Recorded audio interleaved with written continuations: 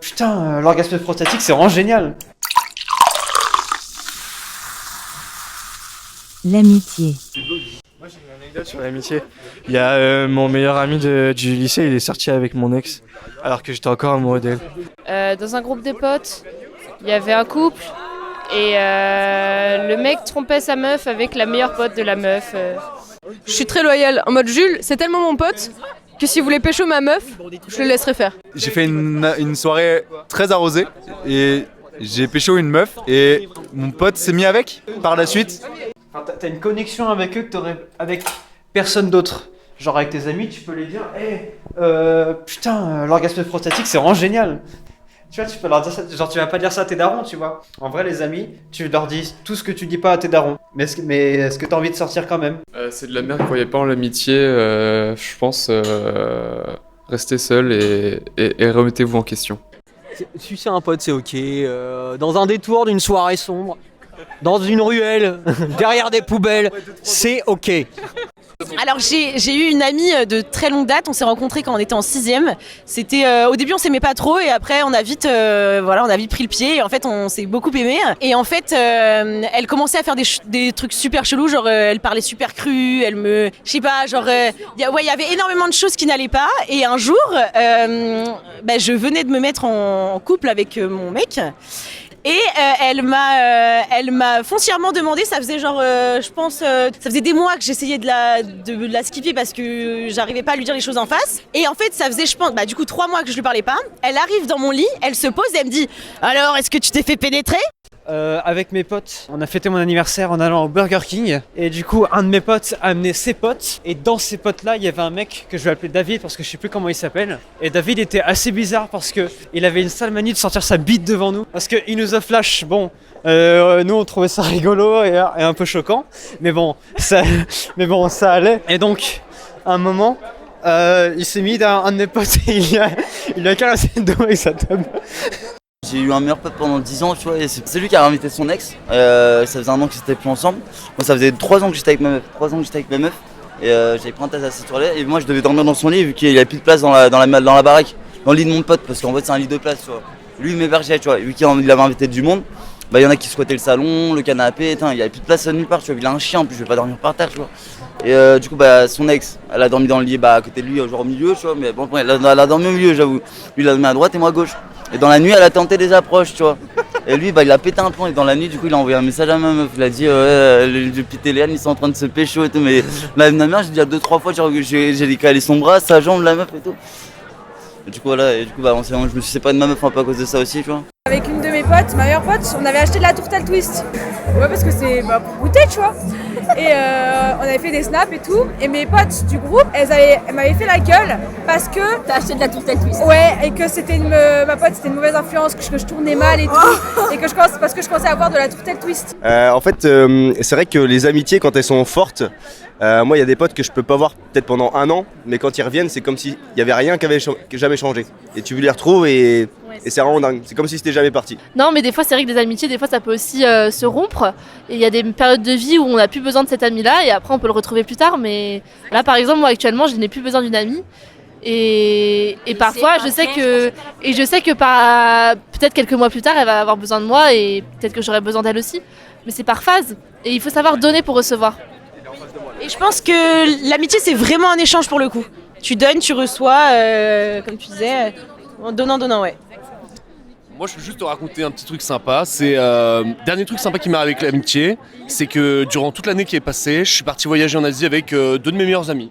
Donc, on est resté pendant 7 mois ensemble. Il y a eu un petit peu d'emboucane, mais on est toujours amis aujourd'hui. Donc, si vous avez envie de partir à l'aventure avec vos amis, n'ayez pas peur que vous embrouillez la gueule, que vous mettiez sur la gueule. Bon, ça doit pas arriver normalement, ça, mais vous pouvez passer tous les jours ensemble pendant plusieurs mois.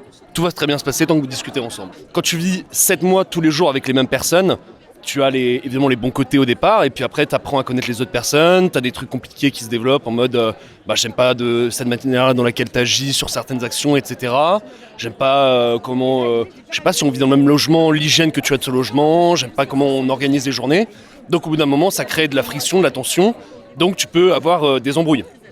Par exemple, une anecdote de 2 backpackeuses que j'avais rencontrées, c'est qu'elles étaient meilleures amies. C'était parti pour faire le voyage de leur vie ensemble. Et il y en a une qui était très axée sur tout ce qui est trekking et tout ça, l'autre qui était plus chill, en mode j'ai envie d'aller à la plage, peinard et tout. Elles se sont embrouillées de ouf et depuis ce jour elles se parlent plus. Mais moi j'ai pas eu une vie très palpitante niveau amitié. Hein. Genre, j'ai toujours eu un bro avec qui ça s'est super bien passé pendant tous les années qu'on a passé ensemble. Et après ça a changé parce qu'on s'est perdu de vue machin. Moi j'ai un petit truc à raconter, moi c'est mon ancien meilleur pote. Mon ancien meilleur pote, c'était au lycée, je me rappelle. Et du coup, ce meilleur pote là, en fait, il y avait un jour où moi, à un moment, je faisais des prods. Au bout d'un moment, je commence à trouver un texte sur internet et tout. Je me dis, vas-y, je vais me l'approprier. Le mec s'appelle Nico, comme moi, c'est nickel. Du coup, je m'approprie le texte. Je me dis, bah vas-y, ce serait bien. Je le fais écouter à mes potes. Mon meilleur pote, il m'a dit, vas-y, viens, on crée un événement et genre, tu fais ton freestyle devant tout le monde au lycée. Je lui dis, bah vas-y, mec, on fait ça. Et en fait, le freestyle, genre, était vraiment pourri. C'était vraiment pourri de ouf, tu vois. Mais sauf que pour moi c'était vraiment un truc banger, alors qu'en fait c'était vraiment de la grosse merde, tu vois. Et donc du coup j'ai fait ça, on a fait ça à une pause, il y avait genre peut-être une centaine de personnes qui étaient tout autour de moi. J'étais là avec une enceinte, je fais mon freestyle et tout. Et puis là, à la fin du freestyle, il y a tout le monde qui retourne à tout ce qu'il était en train de faire comme si c'était jamais rien passé. Pas d'applaudissements, rien du tout.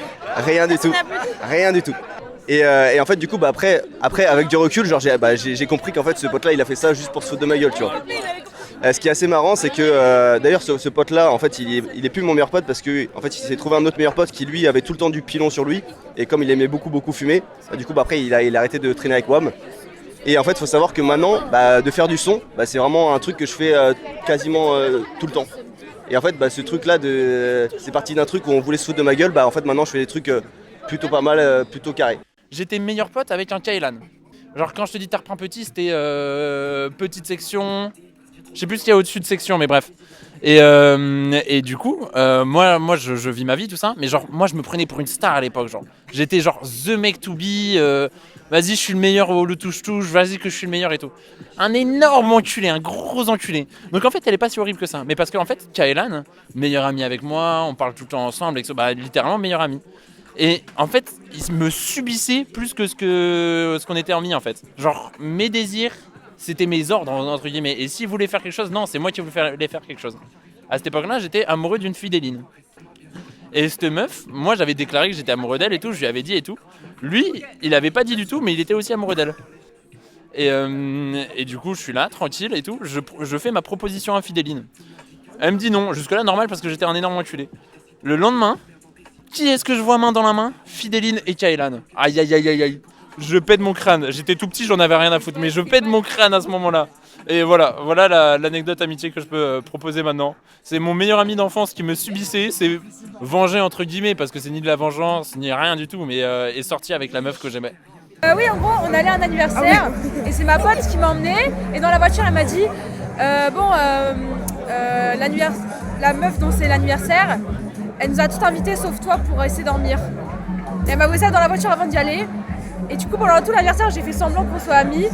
Et à la fin de l'anniversaire, elle me regarde et commence à pleurer. Elle dit, je suis désolée Maria, je t'ai pas invitée à dormir. Et mais t'as le droit de rester maintenant. J'étais là, mais je suis restée. Et toute la soirée, je l'ai pas calculé, j'ai calculé que sa sœur. Celle dont c'était l'anniversaire. Et ma pote qui m'avait dit. Et voilà. J'ai un truc à te raconter, c'est que j'ai ma soeur jumelle Clémence et c'est ma meilleure amie, vraiment. Et par exemple, quand on était petite, on était tout le temps ensemble, on était vraiment meilleures amies dans la cour à la récréation, on jouait ensemble. Vous aviez votre propre langage ? On avait notre propre langage. J'ai fait son mariage avec Roméo au primaire. J'étais la témoin, mais rigolez pas, c'était un vrai mariage. Et par exemple, par contre, pour des petits conflits, des choses comme ça, elle était par exemple invitée à des on avait tous un peu les mêmes amis et on avait les mêmes amis et par exemple Mathilde elle invitait Clémence mais pas moi, ou Alexia elle invitait moi mais pas Clémence. Donc j'avoue que c'était un peu compliqué à vivre. Non mais en tout cas je voulais vraiment dire que Clémence c'est ma soeur jumelle et c'est vraiment ma meilleure amie. C'est que moi j'ai fait un stage humanitaire au Bénin en Afrique pendant 2 mois et c'était la première fois de ma vie que j'étais séparée de Clémence pour mon anniversaire et elle m'a fait une vidéo. Genre vraiment j'ai chialé, j'étais aux toilettes, j'étais en mode à pleurer à 7h du mat. Non ok, oui c'est vrai que ce que je disais tout à l'heure c'est que l'amitié c'est la plus belle relation qui soit parce que c'est la relation qui te fait le plus sourire je pense. C'est la relation avec laquelle tu te prends moins la tête. Voilà avec ta famille, il y a la famille c'est souvent t'as pas choisi ta famille finalement. L'amour c'est aussi très compliqué, c'est un vaste sujet, on va pas en parler ce soir. Et l'amitié, quand tu sors le soir, t'as envie de rigoler, etc. C'est les premières personnes que t'as envie de voir. Et en fait la transmission du sourire est exceptionnelle avec les amis, c'est ce qu'on se disait tout à l'heure, c'est que t'es en blouse, il pleut, etc. Il fait nuit, la vie est triste. Tu vas voir tes copines, juste ça rigole un peu et en fait on se transmet le sourire. Les amis. Est-ce que je peux... moi, j'ai jamais eu de vrais amis avant mes premières années d'études sup. Donc, c'est-à-dire il y a 4 ans déjà. Et c'est là où j'ai rencontré des vrais amis parce que les autres, c'était vraiment toutes des putes. Moi, si je peux me permettre, permets-toi. J'aimerais parler des copines qu'on rencontre quand on a 23 ans. Ouais. Parce que il y a les copines qu'on rencontre quand on est au collège, au lycée, toutes les personnes qu'on rencontre un peu par le biais des choses normales en fait, de quand tu grandis exactement, et c'est des gens qui t'accompagnent en fait au fur et à mesure, mais des fois tu t'habitues aussi à des choses qui sont pas forcément normales, tandis que les copines que tu rencontres en études sup quand tu as 22, 23, 24 ans, et c'est des copines que tu choisis, avec qui tu es vraiment sur la même vibe, la même longueur d'onde, et c'est trop bien parce qu'au final on se retrouve avec un groupe de copines, avec plein de personnes qui ont des parcours totalement différents, des expériences totalement différentes. C'est vrai, 8 copines. Et exactement. Ouais. Et du coup on se retrouve et on arrive à se créer une vibe et une énergie qui est positive entre nous. Et c'est génial. Mais non, mais c'est génial. Et au final, qui ont leur personnalité à part entière et c'est beau. Oui, parce que du coup c'est très complémentaire parce que tout le monde apporte son expérience, que ce soit les réussites, les échecs, etc. Et c'est fort. Ouais, c'est fort. Et voilà. Et je finirai sur ça. Merci. Bisous. Camille. Et sache, depuis que ta meuf t'a quitté, t'as plus de meuf.